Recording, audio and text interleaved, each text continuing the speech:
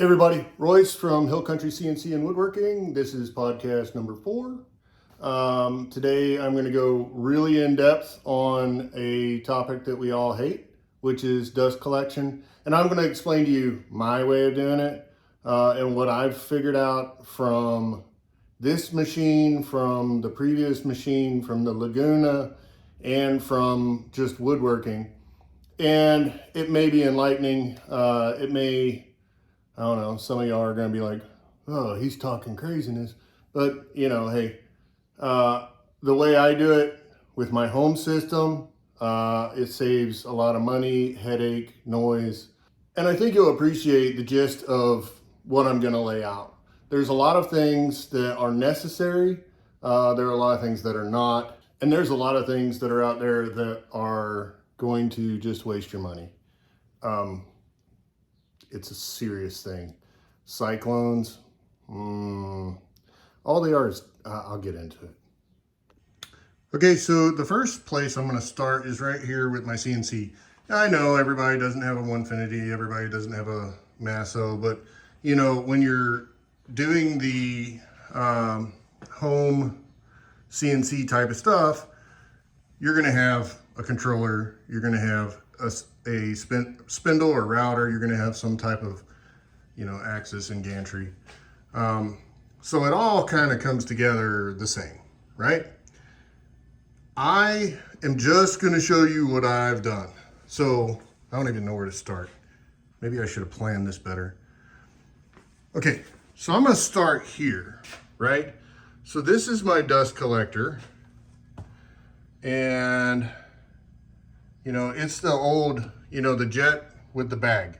The bag is a horrible design. I don't know why they did that, right? So it comes down here, and I've got one side blocked off, and it comes up to here. This is a food grade barrel that you can buy off of I got this one off of Facebook Market. I think it was $20. These brackets are from Woodcraft, and they're the simple Cyclone, and I'll link it below. They are just something that causes dust separation, and this is what they look like. So this is a very inexpensive piece. This is the inside of it, and basically what it is the dust collector pulls in air, causes a vacuum. The vacuum goes through here, then it goes through the tube, and the tube all the way over to your boot, right? So when that dust gets picked up and carried all the way back into here, it falls out. Gravity just falls, causes it to fall down into the bucket, and then the clean air goes in here. That bag has been changed once in 4 years. I change this about every, 6 months. Okay, we're back. So this part is, it just comes down, and I'll try to get it while I'm filming with one hand. There you go.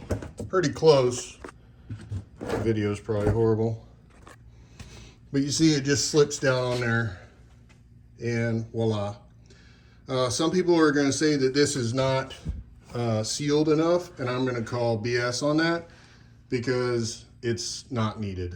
You don't need tighter than that. Okay, so these blast gates, I'll link below.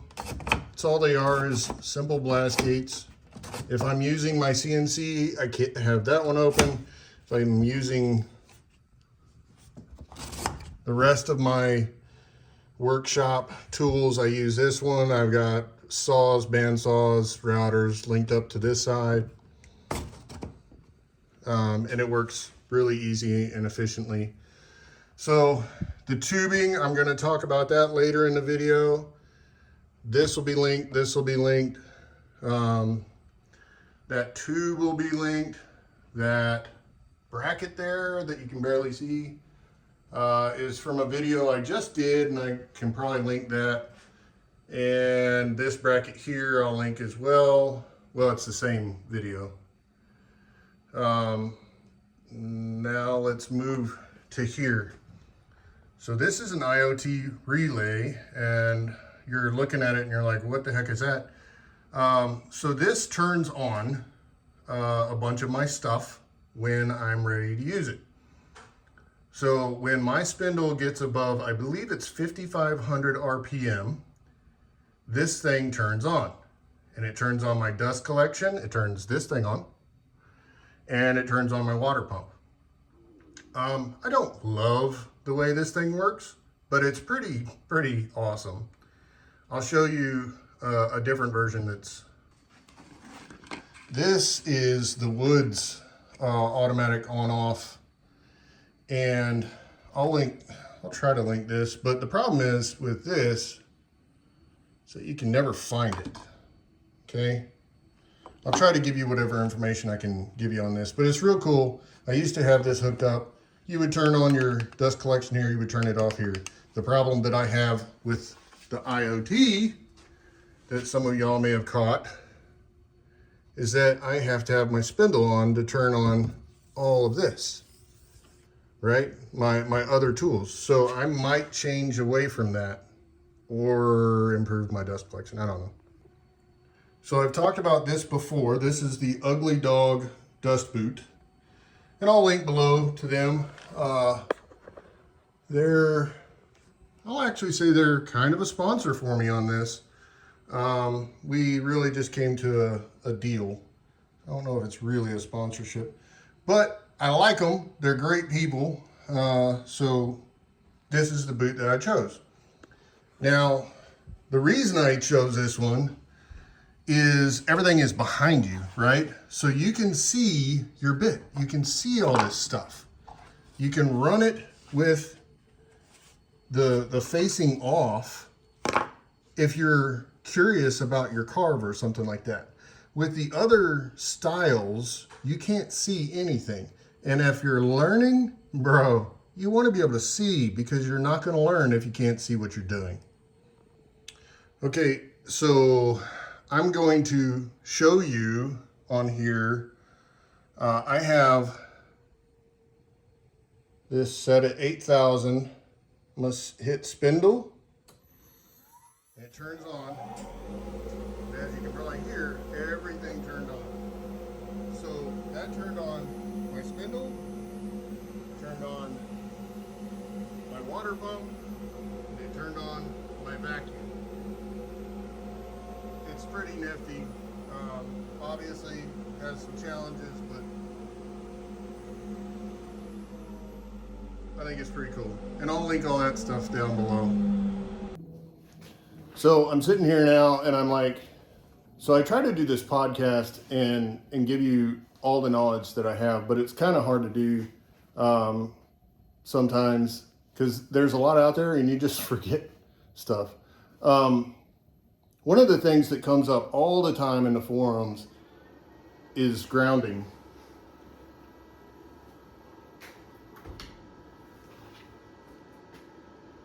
Whatever. So I wanted to say two more things. First, if you look at my system and you're like, whoa, that's a mess, because I do have a lot of wires and stuff still running cattywampus everywhere. I'm slowly figuring out the best option for those things. As I'm using it, I'm just making it better, you know? So that's why that's still a mess. I'll clean it up. The second thing I wanted to talk about was something that comes up a lot in the forums is grounding. And when you're talking about dust collection causes a ton of static electricity. What I'm gonna say, don't take it as God honest truth, like I don't know. My experience, what I've learned is that if you're in the United States and you have a building built to code, your dust collection, your CNC are going to have grounds, and those grounds are going to be run to the ground or somewhere else properly grounded, and you will not have to worry about shorting, okay? Now here's the caveat. It's not a caveat. Here's the other side of the story. What would it take to ground this system? Not much. So if you bought a grounding strap, hooked it onto the metal somewhere, probably on your dust collector, and then grounded it, it would make it better. Do you need it? In my opinion, no. Have I thought about doing it? Absolutely. And if I ever accidentally get a grounding strap for free, yeah, I'm gonna do it. But am I gonna go out there and spend the extra money for it? Probably not. So we're gonna go on a quick field trip. This is a big box store with orange and white. And you'll see all the tubes. What you want is the thin ones, and usually they're not over in the main section. You know, the blue store is the exact same. You don't want these thick ones, you want the thin ones. So if you go outside into the lawn and garden, whatever, you'll see, you know, everybody's gonna be different. This is Texas, we got silos. Um, Come over here to the irrigation, and this is where all your appropriate sized fittings are gonna be. These are the ones you want. So this is the Laguna, primarily for the CNC, and this is a Grizzly. And you can see that these things are huge. Now, obviously, you're not going to want these in your house. Although, I mean, the jet that I run in the garage shop works. I mean, it's basically the same thing as this one here. And you know, like this is the other side of the wall, and it comes down here. And I'm going to move over in just a second. So it comes out here down to the tornado separator, and then into the can. What makes this nice is having those cans, you can just switch out and all your dust goes in there. You got easy blast gates everywhere, so you can shut different things off. It's pretty simple. And I know some of y'all out there are thinking, well, you got dust everywhere. That's true, but you also have to understand, this is a Saturday that I'm filming this, and this machine runs at least 5 days a week, and it's constant, so dust happens. You can get 90% of it, but some of it's still gonna get out there, and when you're running this much time, it just accumulates. The accumulation part of it kind of leads me to this, which is another part of dust collection, which is actually extraction. It's just pulling it out of the air. This is just a filter system, and it's a good idea to have something like this. This one needs to be cleaned a little bit. But this will get more of the particulate out of the air that'll help you. So on the other end, you see this, which this is for everything else, the routers, planers, joiners, all the other stuff, the sander. It runs everything else. We have these simple super dust deputies that make the Cyclone, and you know, it separates the air from the particulate, so the particulate goes down in the bucket. Now again, part of y'all are probably thinking, wow, you have some real sophisticated joints there. And I'm gonna tell you that that's all that's needed. I think a lot of people put too much effort into doing these. The ones that I have at my home shop, they're not even taped. They're not glued, nothing. They're just held together, and they work perfectly fine. I'll also go and say, when you look at the ones at the shop house, whatever,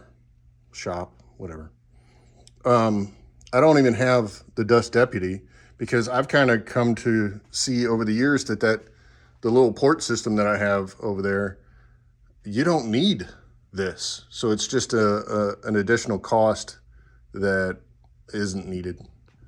So I wanted to talk about the Festool for a second. There's a bunch of brands coming out now. I think Fine is one that have the same technology, but these things are pretty awesome. If you come up to whatever you're doing, and a lot of the CNCers out there will choose to go with a high volume suction versus a dust collector. And that's okay. It depends on how much CNCing you're going to do in a day. But Festool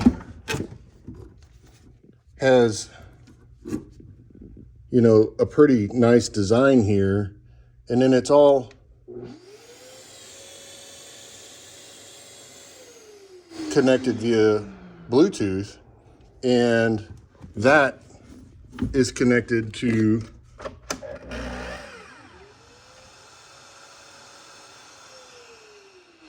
your tool. So nice innovation. When you start your tool, the dust collection comes on. Okay, so wrapping it up, I wanted to go back over what I was talking about with expenses. If you're just going to do home CNC, I would probably stay away from all the hoopla with the Super Cyclone or even the more advanced ones than that. Get yourself a good dust collector or a ShopVac. You know, we all have ranges of money that we can spend, right? You know, a ShopVac works. It is a high capacity sucking vehicle, right? It takes a lot of power to make that happen. A dust collector is a high CFM suction device, which is more efficient, right? You're going to, in the long run, you're going to do better with the dust collector. Difference, well, most of us have a ShopVac, so it would be free. If not, you can buy them for $100. That jet over there, I think it was $800. So there's a big cost disparity. But if you're gonna do all this craziness with all this, I would definitely do the dust collection. I didn't mention it before, the pipes are 4-inch pipes. That's also what I would use.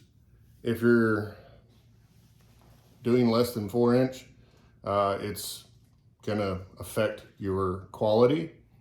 One thing I will note is you're only gonna get as good as suction as the thinnest part, and that's one of the things that I really like about the Ugly Dog dust boot. In the back, when you get back in here, there's a lot more space back there, whereas a lot of boots, they really funnel down to a small spot and you lose, well, it gets constricted so the air can't get through there. And last, just know you're really going to want dust collection. I think a lot of people start this without it, but you're only going to do surfacing on MDF a couple times before you realize that that is very bad for you, and it like literally hurts your lungs. I hope this was informative. Please leave comments below. If you have any questions, ask them, I'll answer. I don't know. What's next, man? What should I do next? What are you curious about? I may have an answer, I may not.